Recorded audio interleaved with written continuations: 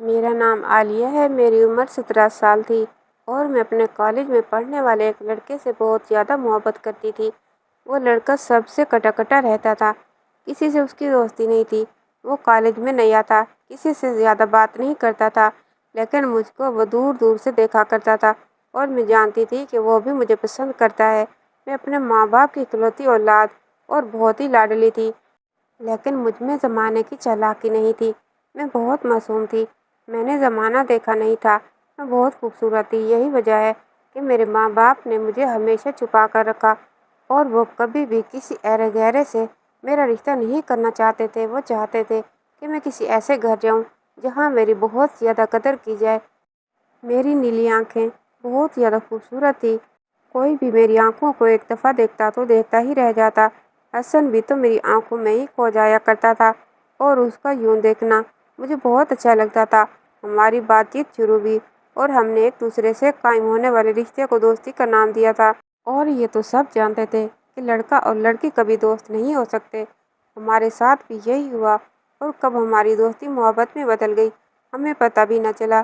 حسن نے کہا کہ وہ جلد سے جلد شادی کرنا چاہتا ہے۔ وہ بھی اچھے خاندان سے تھا اور اس کی نوکری بھی لگنے والی تھی۔ میرے ماں باپ کے مقابلے میں وہ کچھ کم حیثیت میں تھا اور میرے ماں باپ یہ ہرگز نہیں چاہتے تھے کہ ان کی بیٹی کا رشتہ ان سے چھوٹے لوگوں میں ہو۔ پر میں نے ماں باپ سے کہہ دیا تھا کہ مجھے اگر شادی کرنی ہے تو حسن سے ہی کرنی ہے۔ انہوں نے بھی صاف انکار کر دیا۔ میرے پاپا نے مجھے بہت سمجھایا، لیکن میں نے ضد کی اور ضد میں آ کر ان سے بدتمیزی بھی کر ڈالی۔ ان کا کہنا تھا کہ 4 دن کی دوستی کے بدلے کسی کو ہم سفر نہیں بنایا جا سکتا، پر میں نہ مانی۔ 2 دن جب میں نے کھانا نہیں کھایا تو میرے ماں باپ میرے پاس آئے اور کہنے لگے، جو تم چاہتی ہو ویسا ہی ہوگا، کھانا کھا لو نہیں تو تمہاری طبیعت خراب ہو جائے گی۔ وہ مجھ سے بہت محبت کرتے تھے اور میں نے ان کی محبت کا فائدہ اٹھا لیا، ان سے اپنی بات منوا لی۔ اور حسن کے گھر رشتہ ہونے میں کچھ اچھی باتیں بھی تھیں۔ وہ یہ کہ ان کا گھر اپنا تھا اور گھر میں حسن اور اس کی ماں کے علاوہ اور کوئی نہیں رہتا تھا۔ میں بھی پرسکون ماحول کی عادی تھی۔ ہم بھی گھر میں 3 لوگ تھے۔ اسی طرح میرے سسرال میں بھی زیادہ رش نہ تھا اور اس بات سے میرے ماں باپ بھی کچھ مطمئن ہوئے تھے۔ حسن کی ماں کو جب میں نے پہلی بار دیکھا تو میں حیران رہ گئی۔ وہ اس کی ماں کم اور بہن زیادہ لگتی تھی کیونکہ وہ بہت ہی جوان اور حسین تھی۔ پوچھنے پر انہوں نے بتایا کہ ہم قبائلی لوگ ہیں اور میری شادی 14 سال کی عمر میں کر دی گئی تھی۔ جب میں 15 سال کی ہوئی تو حسن اس دنیا میں آ گیا۔ گویا میں اپنے بیٹے سے 15 سال بڑی ہوں۔ اس کے والد صاحب جلد دنیا سے چلے گئے جبکہ وہ مجھ سے کافی بڑے تھے۔ میں اس بات پر بھی خوش ہوئی کہ میری ساس کوئی روایتی ساس نہیں ہے بلکہ اس کی عمر اور میری عمر میں تو زیادہ فرق نہیں، تو میری اس سے بات چیت ہو جائے گی۔ میری شادی حسن کے ساتھ بہت دھوم دھام سے ہوئی، لیکن جس دن میری شادی تھی اس دن میں نے ایک بات نوٹ کی۔ میری شادی والے دن میری ساس بہت اداس نظر آ رہی تھی، ایسے اداس جیسے اس کے بیٹے کی نہیں بلکہ بیٹی کی شادی ہو رہی ہے۔ پھر میں نے میری ساس اور میرے شوہر کو ایک کونے میں کھڑا دیکھا جہاں ان کی شکلوں سے ہی دیکھ کر اندازہ ہو رہا تھا کہ وہ کسی بات پر جھگڑا کر رہے تھے۔ میں سمجھ گئی تھی کہ شاید کوئی اندرونی بات ہو۔ شادیوں میں ایسی باتیں ہو جاتی ہیں، شاید ان کو ہماری کوئی رسم پسند نہ آئی ہو یا ہمارے خاندان سے کسی نے بات کہہ دی ہو۔ میں نے اپنی ساس کو دور سے روتے ہوئے بھی دیکھا تو مجھے بہت دکھ ہوا کہ جانے وہ کیوں رو رہی ہے۔ خیر میں نے سوچا کہ میں بعد میں ان سے آرام سے بات پوچھ لوں گی۔ شادی کی رات میں اپنے کمرے میں بیٹھی حسن کا انتظار کر رہی تھی۔ کیا کیا خواب اور سپنے سجائے بیٹھی تھی کہ آج خوب ساری باتیں کروں گی اور اسے بتاؤں گی کہ میں نے اپنی زندگی کے لیے کیا سوچا ہے۔ میں تو اپنے ساتھ ہنی مون کے ٹکٹ بھی لائی تھی اور بے حد خوش تھی، پر جب دروازہ کھلنے کی آواز آئی اور میں ذرا سلیقے سے بیٹھی، پر جب کوئی اندر داخل ہوا تو اسے دیکھ کر میں حیران رہ گئی۔ وہ حسن نہیں بلکہ میری ساس صاحبہ تھی۔ میرا دل ہی بیٹھ گیا کہ خیر کی خبر ہو اس ٹائم، ورنہ میری ساس کا میرے کمرے میں کیا کام۔ انہوں نے کہا کہ تم کپڑے بدل کر سو جاؤ، حسن آج کمرے میں نہیں آئے گا، اس کے ایک دوست کا ایکسیڈنٹ ہو گیا ہے اور وہ باہر چلا گیا ہے۔ اس کا دوست ہی قریبی دوست ہے، اس لیے رات ہسپتال میں ہی رہے گا، تم آرام سے سو جاؤ اور صبح ناشتہ حسن تمہارے ساتھ ہی کرے گا، اس لیے پریشان نہیں ہو۔ مجھے ایک پل کو تھوڑی مایوسی ہوئی، پر خیر کسی کی جان کا سوال تھا اور ویسے بھی اب تو میرا اور حسن کا زندگی بھر کا ساتھ تھا، اس لیے میں کپڑے بدل کر سکون سے سو گئی۔ صبح ناشتے کی ٹیبل پر حسن موجود تھا۔ ہم نے ساتھ ناشتہ کیا اور پورا دن ہم نے ایک ساتھ گزارا۔ پر جیسے ہی شام ہوئی اور میں کمرے میں آئی تو میں نے دیکھا حسن سامان پیک کر رہا تھا۔ میں حیران ہو کر اس سے پوچھا کہ کہاں کی تیاری ہے، کیونکہ ہنی مون کا تو ابھی میں نے اسے بتایا ہی نہیں تھا اور مجھے لگا کہ شاید وہ مجھے سرپرائز دینا چاہتا ہے، تو میں دل ہی دل میں بہت خوش ہو گئی۔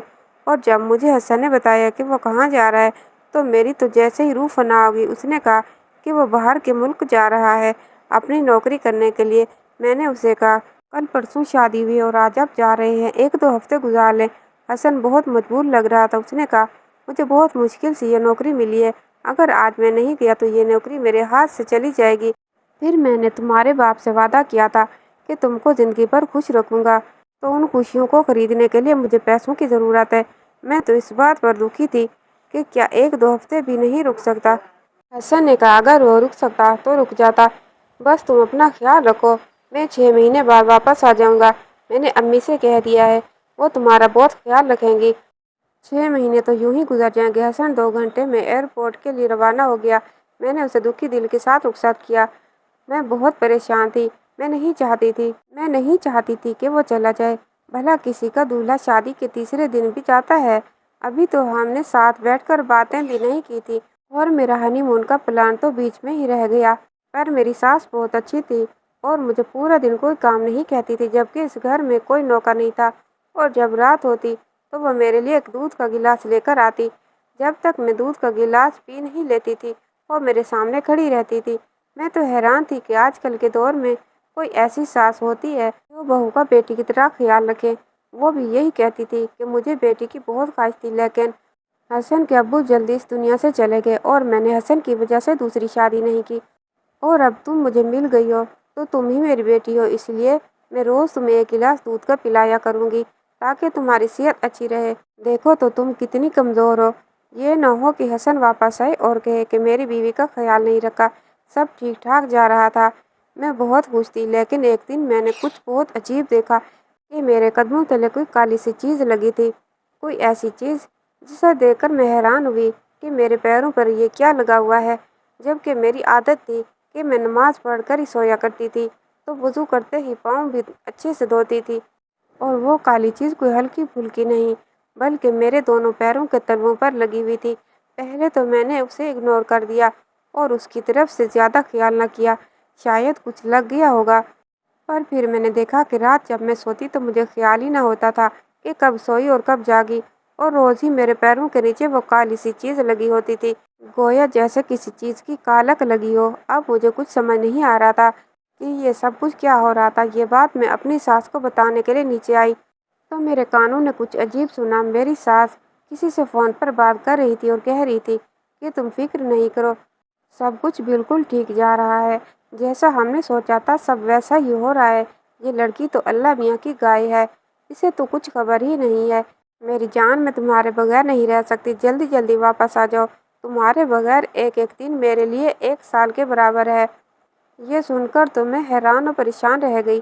آخر میری ساس کس سے بات کر رہی تھی، جبکہ وہ تو کہہ رہی تھی میرے شوہر کے جانے کے بعد میں نے کبھی کسی کے بارے میں نہیں سوچا، تو پھر یہ کس سے محبت جتا رہی تھی جبکہ جوان بیٹے کی ماں تھی۔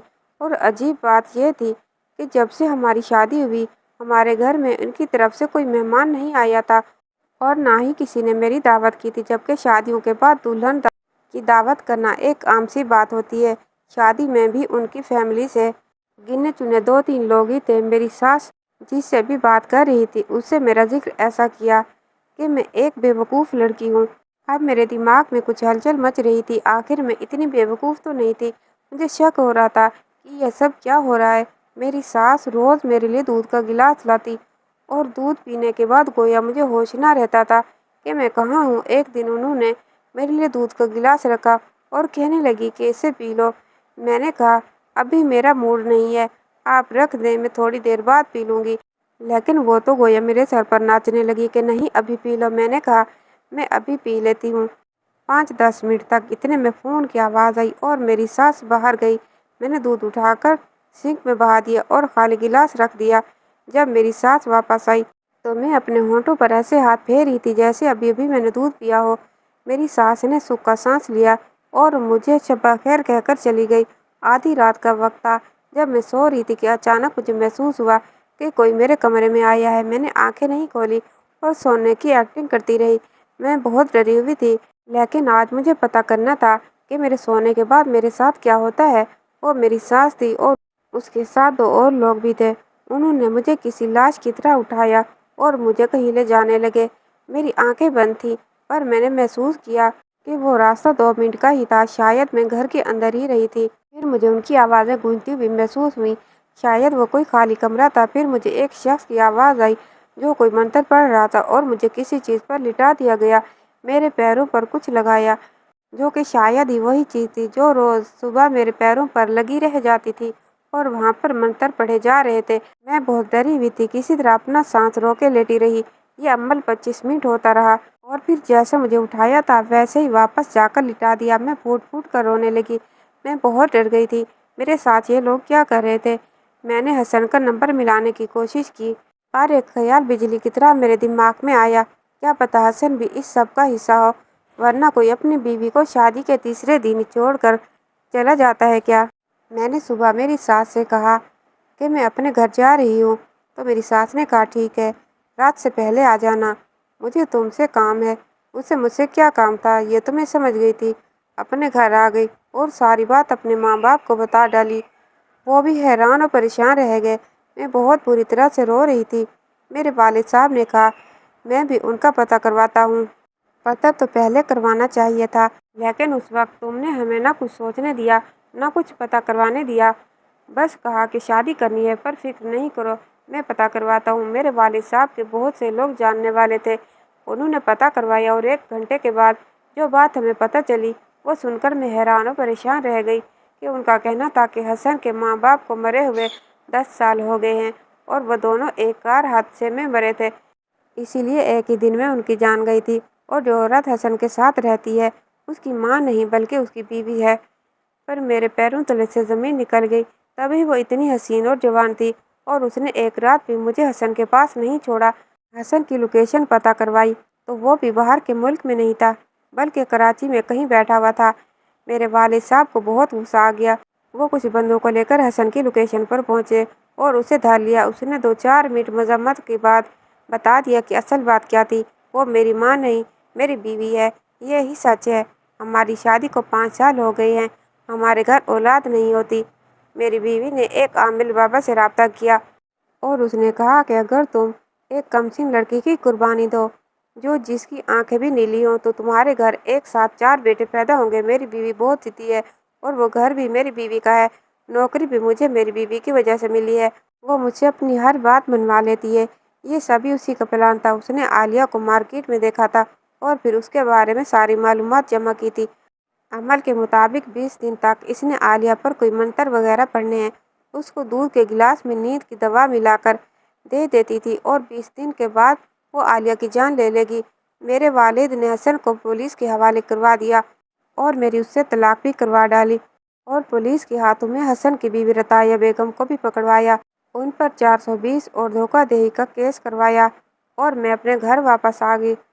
اگر وقت پر پتہ نہ چلتا اور میں ان چیزوں کو پہچان نہ پاتی تو میری جان چلی جاتی۔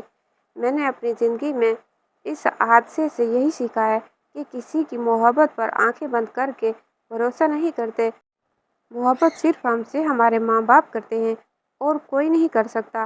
ہمارے ماں باپ ہمارے لیے جو فیصلہ کرتے ہیں وہی سب سے بہتر ہوتا ہے۔